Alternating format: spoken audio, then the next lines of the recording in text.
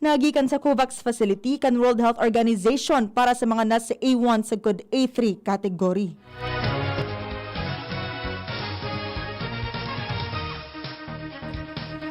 Kadagdagan na 1 million doses ng COVID-19 Sinovac vaccine hali sa China ang maabot sa Pilipinas sa aga, Hunyo 6.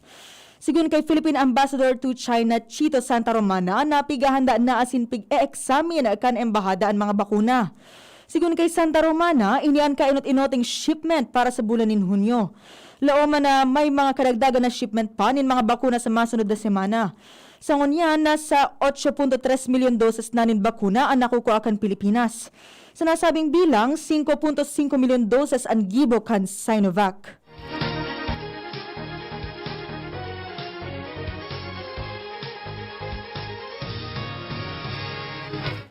Aadalan na kan Department of Health o DOH ang posibilidad na paghaliputon ang interval sa pagultanan kan enot as inikaduang doses nin AstraZeneca COVID-19 vaccines. Napag-araman na pig-anunsyo kan United Kingdom na pasaditon ang gap sa pagultanan kan duwang doses nin AstraZeneca vaccine sa laog nin 8 semana.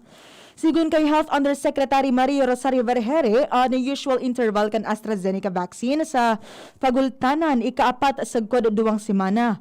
Sinabi ni Vergere na makakakuanin halangkaw na efficacy kung tatawanin hababa ng interval period ang pagultanan kan primero as inikaduang dose base sa mga ebidensya.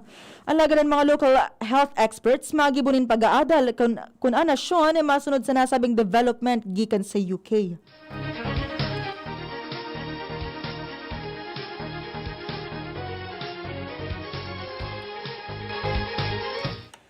Nahahadit ang Octa Research Group sa mga naoobserbara na pag-itaas nin kaso kan COVID-19 sa nagkapirang lugar sa Metro Manila. Sigun kay Octa Research Fellow Dr. Guido David na ang pag-itaas nin kaso nangangahulugan na nabako pa stable ang case trend sa Metro Manila. Sinabi niyang nahilingan nin pagpatag kan COVID-19 trend sa Metro Manila matapos ang nagkapirang semanang pagbaba kan mga kaso.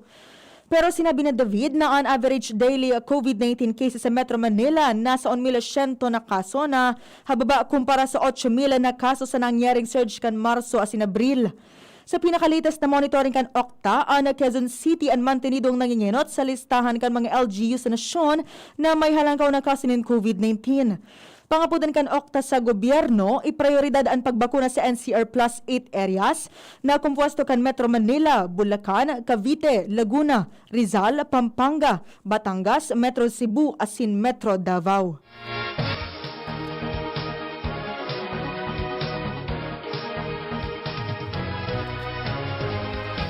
Sa giraray na nagpagirumdum ang Department of Health o DOH sa mga individual na planong magbugtak ng community pantries na makipag-coordinate ngoon na sa indang local government units o LGUs para masiguro na masusunod ang health protocols. Sinabi ni Health Undersecretary Maria Rosario Vergere na ang community pantries pwedeng maging super spreader kan COVID-19.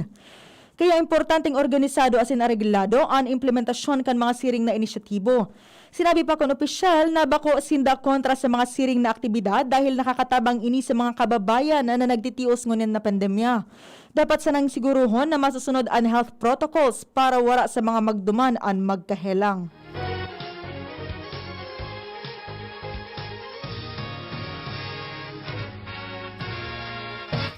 Baintiuno na overseas Filipino workers o OFWs na nasa Singapore ang mantinidong nasa isolation hospital matapos na magpositibo sa COVID-19.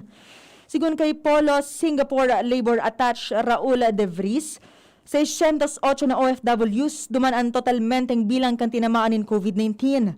Sa nasabing bilang, 587 ang mga nakarecover na asin ang magayon na barta dahil na irehistrong nagadan sa pandemya. Dahil nagkaigwanin pag-itaas giraray kan mga bagong kaso ng COVID-19 sa Singapore, naka-heightened alert ngunin ang gobyerno duman dahil sa paglaog kan India variant. Dahil ang digdi, balik sa second phase ng paggamit o paghigpit ang Singapore kung saan ipinagbabawal ang pagkaon sa mga restaurant mantang limitado sa nasa 2 tao ang social gathering asin bako man bukas sa paglaog kan mga turista. Uminabot man sa 6,000 sa 10,000 na OFW sa Singapore ang dagos ng nawawaran ng trabaho sa kakusugan kan COVID-19. Gikan sa dating 140,000 na OFWs na ipadara sa Singapore kada taon, buminagsak na sa naini sa 30,000 kanakaaging taon.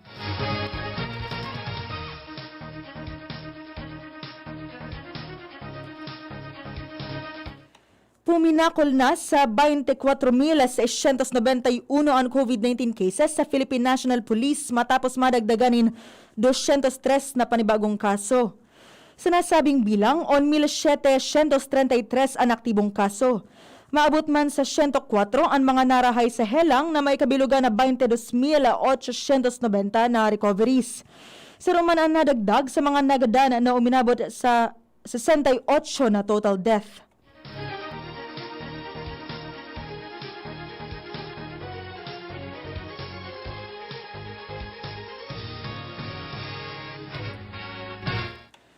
Na COVID-19 variants ang nairehistro sa Caraga Region.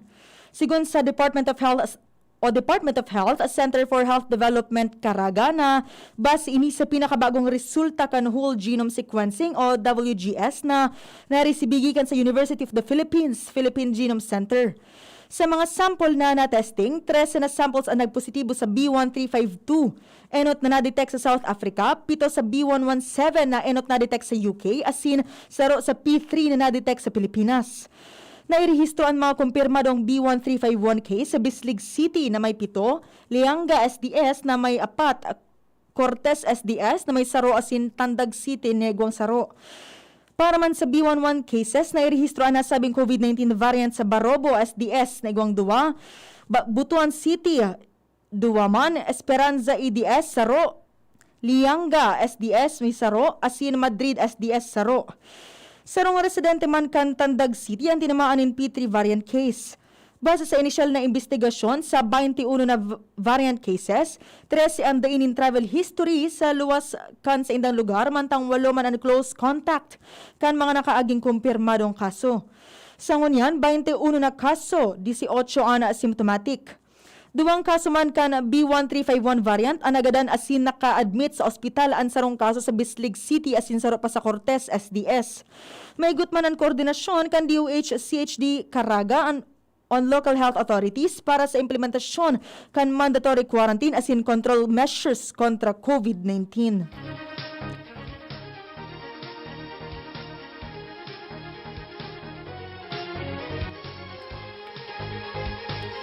Mientras tanto,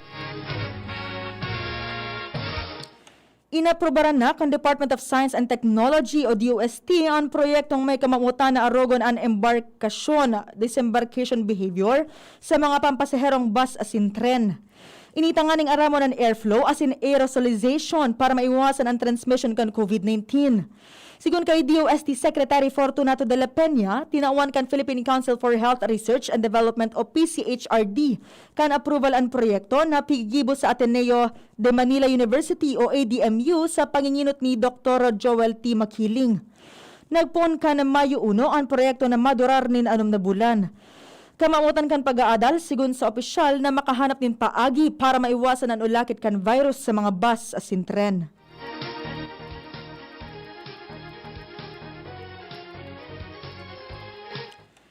Daing magbabago sa ipinapautob na curfew hours sa Metro Manila. Sigun ini kay MMC Chairperson asin Parañaque City Mayor Edwin Olivares kung saan mantinido ang curfew pon alas 10 banggi sagkod alas 4 nin aga. Epektibo ini sagkod Hunyo 15 kasabay kan implementasyon kan General Community Quarantine. Sigun kay Olivares, pagkatapos kan Hunyo 15, sa giraray magkakaigwanin assessment na ang pagbabasehan, iyon datos nagikan sa Department of Health. Enot kay ini, pinairaraman NCR Plus sa GCQ with restrictions po no Hunyo 1 sagkod 15.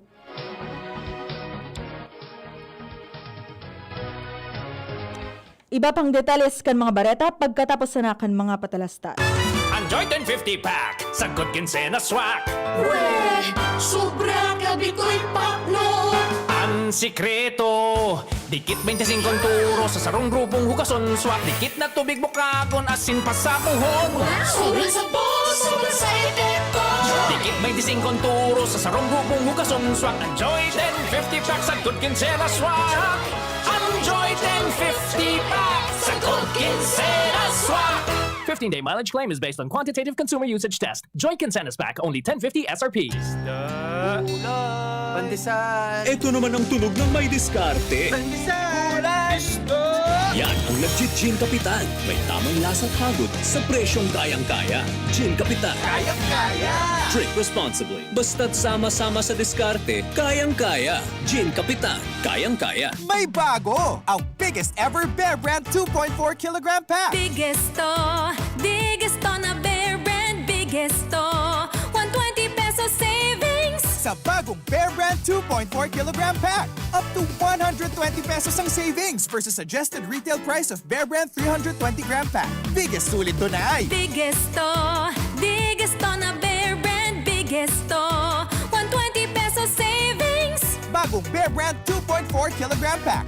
Biggest savings up to 120 pesos versus suggested retail price of Bear Brand 320 gram pack. Tibay araw-araw! Tibay refers to vitamin C, more iron, and zinc with 3 balanced meals a day. This product is not suitable for infant feeding and is not a breast milk substitute. Sa buhay ngayon, gets namin na kailangan madiskarte para buhayin ang pamilya. Kaya you should take care of your health. Gets ka na ng Wilkins Pure. Sure na pure quality water na may global purification standards. Dahil deserve mo ang good health, mag-Wilkins Pure. You are worth a Wilkins. A product of the Coca-Cola Company. Drink Wilkins Pure. Pure quality water for 11 pesos SRP.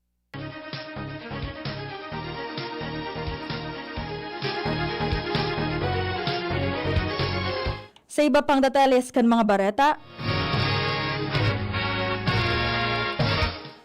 pabor ang Metro Manila Council o MMC na dai pa dapat magtanggalin face shield sa mga pampublikong lugar.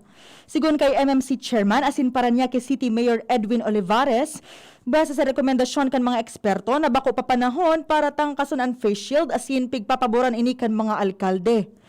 Paliwanag ni Olivares, tama sana na dai pa maghali ng face shield dahil bako padakol ang nababakunahan in 2 dose.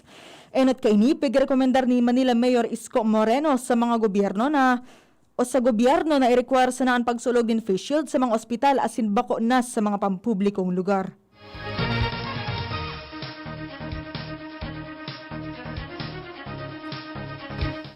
Daipang desisyon si President Rodrigo Duterte kung makandidato sa pagka-vice-presidente sa 2022 national elections. Sigun kay Presidential Spokesperson Harry Roque, may mga importanteng bagay na pigtatawanin atensyon ngunyan kan presidente, lalo na ang COVID-19 vaccination campaign kan gobyerno. Sinabi niyang importante ang pagbakuna kan mga Pilipino para maging marahay ang pagkondukta ng eleksyon sa masunod na taon. Enot kay ini, nagpasar nin resolution ang PDP laban na nagukumbinsir kay President Duterte na magkandidato sa pagka-vice-presidente sa masunod na eleksyon.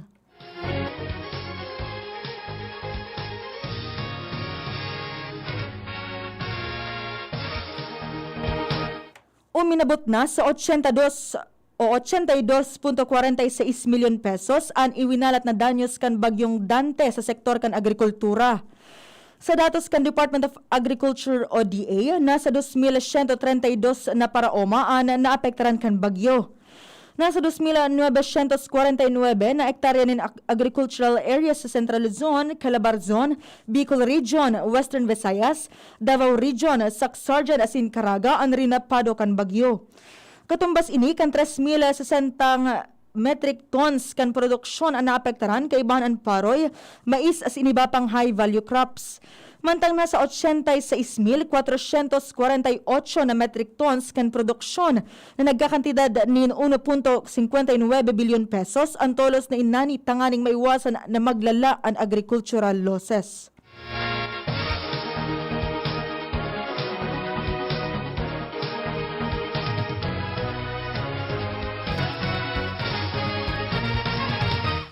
Hinagad na kan Department of Energy o DOE ang tabang kan Department of Justice o DOJ may kinaaraman sa pigsasabing posibleng pananabotahe kaya may mga namamatay na rotational brownout sa Luzon.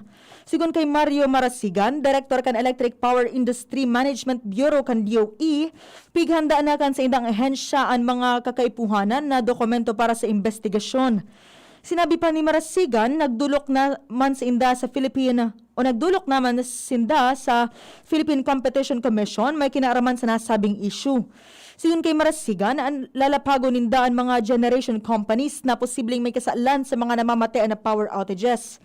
Magigiramdaman na nagkapirang parte kan Luzon ang nakamatinin blackout matapos na ipirarom sa red alert ang Luzon grid kan Lunes, Mayo 31 dahil sa manipis na supply nin kuryente.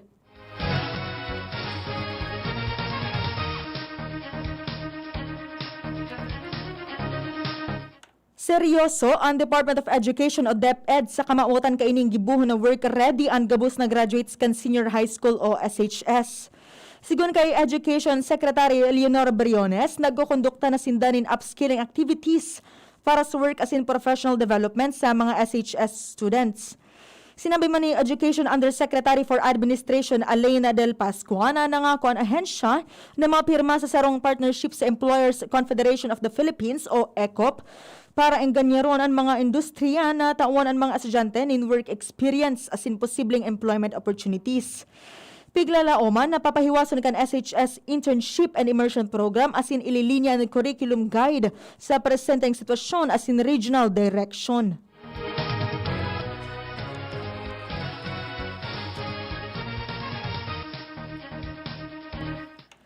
Uminabot na sa 59 milyon na Pilipino ang nakapagrehistro para sa 2022 national and local elections. Pero sigun kay Commission on Elections o COMELEC spokesperson Director James Jimenez, kulang pa ininin 2 milyon para maabot ninda ang target na 61 milyon na registered voters. Sinabi niyang padagos ang sa indang satellite registration 4 na bulan bago matapos ang registration period. Aminado man si Jimenez na saro sa rason kun nga ta bagulbol ang paghiro kan registration, iyon igwas na sindang sarong registration sa kada syudad o munisipalidad. Dahil digdi, target kan COMELEC na magdagdag din limitadong satellite registration sa Metro Manila.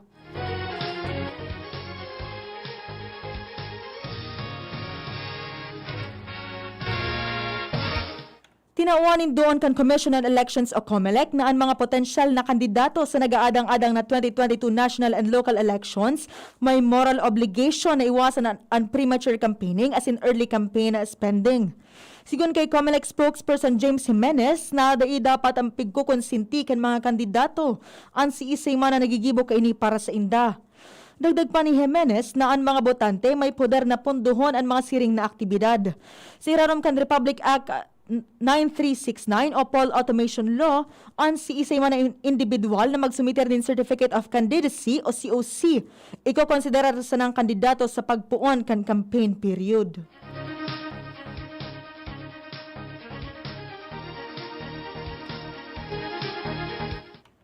Siniguro kan Philippine National Police o PNP na tamper-proof ang mga binakalindang body camera na gagamiton kan mga pulis para sa indang mga operasyon.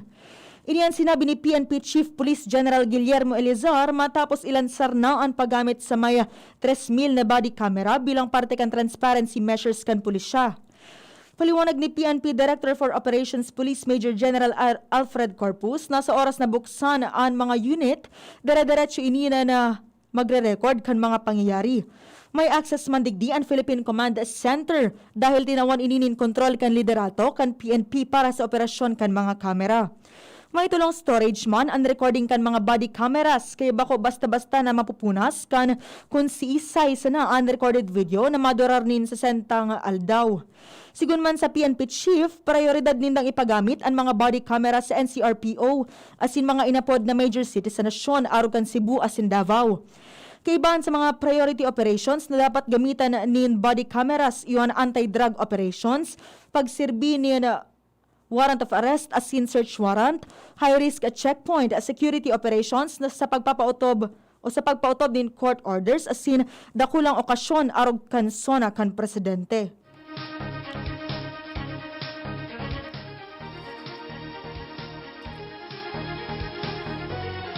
Iyan po ang mga detalles kan baratangunin para sa aga sa Radyo DZGB.